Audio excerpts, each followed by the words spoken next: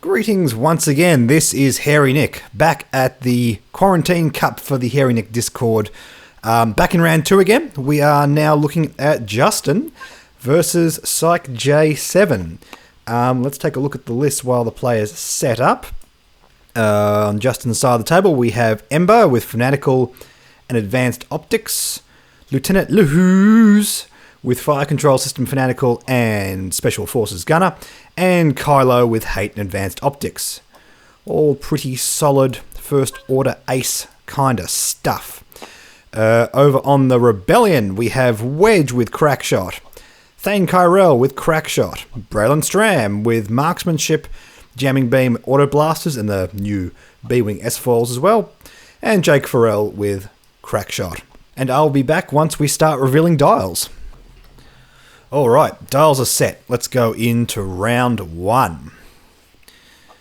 And first will be our Ty Baron. Just moving slowly forward. Then Braylon Stram. Jake Farrell. Nothing too crazy. Lieutenant Lahuz. And Kylo Ren. Then Thane and Wedge in the X-Wings. Everyone just moving forward. Being a little bit more aggressive with Kylo and those X-Wings. But not so insanely so. The groups haven't really broken up. So we'll see if we try to engage through the asteroid field here in round 2. Don't really think that favours either player in particular. Like a big 3 hard from Kylo Ren here might be good if you want to take a shot on that B-Wing. I think we might just get range depending on what Braylon does. Lahuz and Ember are in a bit of a weird spot. Ember, if they want to travel behind that asteroid, they've got to do like a 2 or 3 forward here, which eliminates them from having a shot this round. Lahuz, the same kind of deal, but both of them could just do a 1 hard and move around this side of the asteroid. It is a bit of a risk though, because we could be taking on both of those X-Wings, which is probably not ideal. I think the X-Wings are just going to win out in that firepower race there. So we'll see how it goes. Starting off with Ember again. And yeah, we're just taking our time here, not doing anything too crazy. Jake here is turning to potentially meet Kylo and Ember. Braylon doing the same as well. So if Kylo does that big 3 turn, we might actually have some attacks in this second round.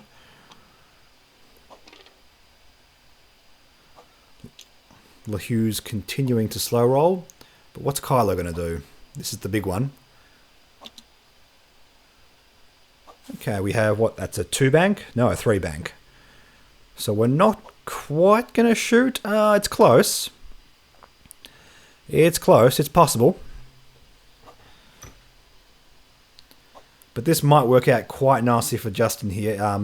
If he's able to meet both of these rebel ships in these opening couple of rounds where those X-Wings are swinging around the back of those asteroids, might get a couple of nice hits. Kylo opting for the boost there, which isn't terrible. Is defending through a gas cloud. Unless he barrel rolls away. Which means he's probably out of arc regardless. Probably still through the gas cloud and the B-Wing even if he is. We'll take a look in a second and see if those ranges actually work out. X-Wing's moving quite aggressively through those asteroids. Actually might get a shot on Ember here. Wedge failing a barrel roll there. Actually no, because he's able to slide forward a little bit. Bit weird how that works on TTS by the way. You have to manually click which section it's going to go into, so you can check to see if it fails, but then you have to manually do the whole barrel roll again. Hence the confusion there. Kylo doesn't have a shot here. Ooh, and Braylon. Nope. Nope, we're going to have no shots here. Nope, that's going to be it. Just a little bit out on all of those arcs, so we are back to dials again. Okay. Ember flying really aggressively there. Not a bad call though. I think turning in is going to be way too dangerous. Pulling out a target lock. Braylon Stram, I'd imagine. Yeah. Seems decent. And focusing that strain token. Over to Braylon Stram. Justin called it very nicely there, although not quite going to be an arc. Returning the favour with a target lock on Kylo. Let's see how aggressive Jake goes. Just the 2 forward here. That seems like a logical thing to do. Might get a couple of nice shots on Kylo here. Now Jake will get shot by Ember in return, and potentially Kylo as well. Although boosting around, it's a strong choice.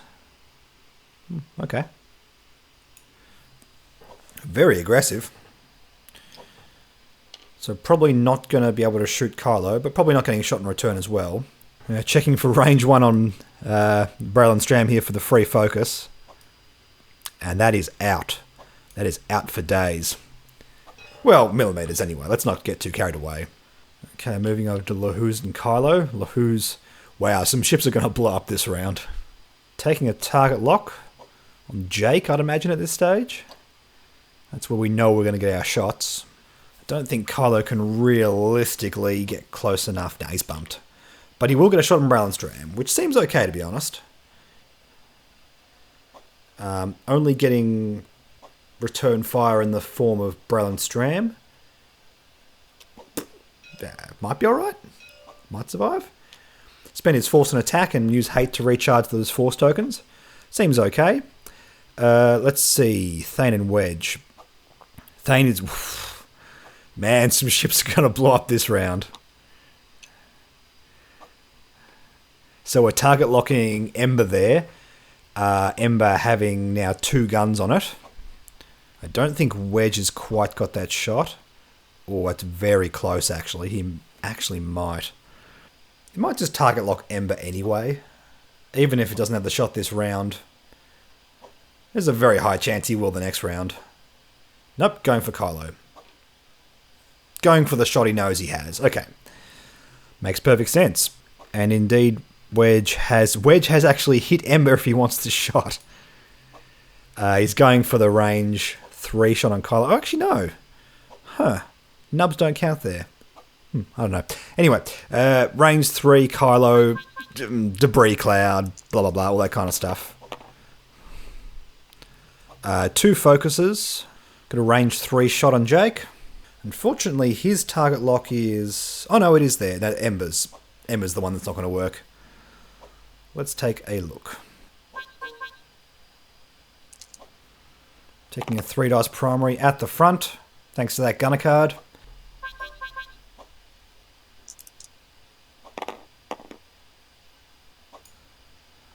And it has been evaded by Jake. Moving over to Kylo, range 2 shot on Braylon Stram. Both force tokens still up. Only 1 hit. These dice have not been that exciting so far. And a blank. Well, it goes through at least. Okay, over to... Thane Carell now. Range 2 shots on both Ember and Lahuz, or range 3 on Kylo. Going for Ember. Yep, seems like a solid option. And hit, crit. Ember converting with a focus token to get a single crit through. Okay, moving down to our initiative 4s. We have Ember first up. Now the only hit so far is on Braylon Stram. And we're not going to be able to shoot him again this round, so... I think both players have done pretty well to come off unscathed here. Strain token removing one of those attack dice. It's a hit and a crit on Jake. Jake's got a focus token, so you're probably going to think he's going to be fine. Yep, 2 evades. Jake is fine. Now we got return fire from Jake. Going to be shooting at Ember.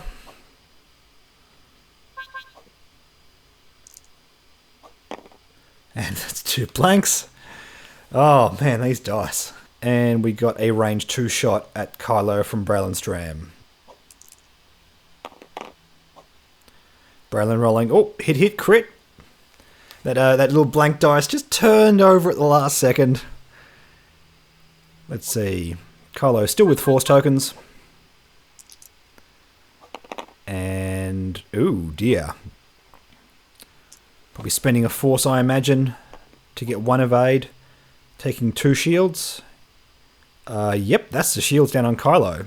So yeah, a bit of bad luck there for Justin. I would have hoped as the first order player there'd be a little bit more damage going in both directions. But shields taken off of Ember and Kylo is not really what you would have been hoping for there. So it's probably going to have to try and rally in this next round and get some real damage on the Rebellion here, but exactly how that's going to happen is going to be tricky. Ember, ooh. Ember's in a weird spot. There's no real way he can effectively get away from the Thane. Unless Lahuz moves in to block Thane, but even so, even if he gets blocked, he still gets a good shot. Kylo, maybe just doing the 1 bank here. And just seeing how things land. But taking on Wedge there, yeah, it's a nasty spot to be in. I think JJ has done well in this opening round. And I think if he follows it up with another powerful round 3, it's going to be pretty tough for Justin to pull this one back.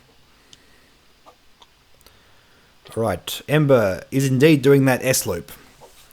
Thought he might. It's a bit risky though with Jake and Braylon coming around the side there. Might be taking a big hit for his troubles at this stage. Although, got the block on Jake. Okay, so that's good. That's a pretty good result there. It means he's not getting shot by Jake at the very least. Moving over to Braylon. Is he going to clear? Turning away. Okay. No, the aggressive S-loop actually worked out quite well there. But what's Braylon doing for an action here? Probably just a focus. Focus barrel roll. I don't think the barrel roll towards Kylo is going to work out. It's close, but I don't think it's going to fit. Rolling away from Kylo. That's interesting. I'd be very concerned about what Kylo's going to do. Maybe trying to force the bump would have been better. Lahoo's moving up to meet Jake here. Going to get a nice big shot. Getting the favourable return from Thane though.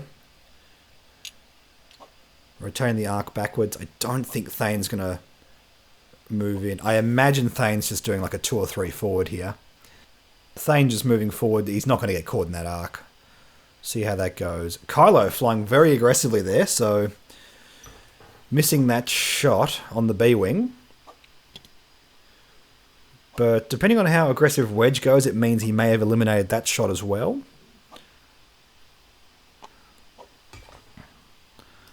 They're a bit skew-if. Oh! Wedge focusing up. Wedge taking that range 1 shot on Kylo. Let's see how this one goes. 4 dice. Wedge's ability will eliminate one of Kylo's dice. That's a good focus token. That is a solid focus token. So 3 hits and a crit going into Kylo. So some damage will be taken.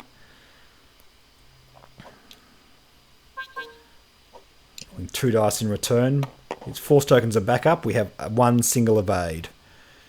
And force tokens and a focus token will not help him in that situation. So Kylo is in a really bad spot. Potentially dead. Hit, crit. Yes, potentially dead. Let's see what happens here. So 1 hit. 2 hit. And double damage will get the kill here.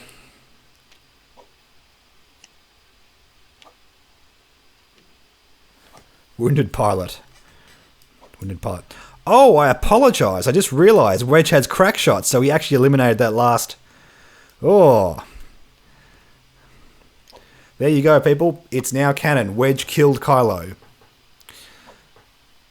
That's how I like to think The Rise of Skywalker ended anyway. So, moving on now.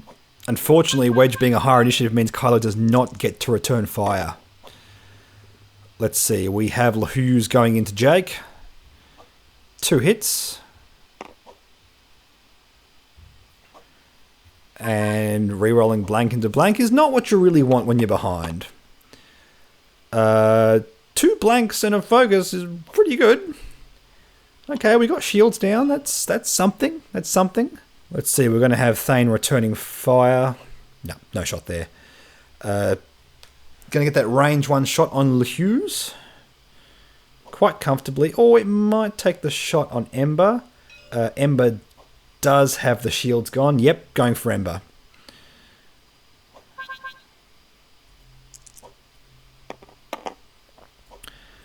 Two blanks and a focus. Spending target lock. Gonna reroll all of them, or just. That sucks. Oh man, these dice have been absolute fire. That's why you take target locks, I suppose. But still. Oh no. That S-lip. Oh no.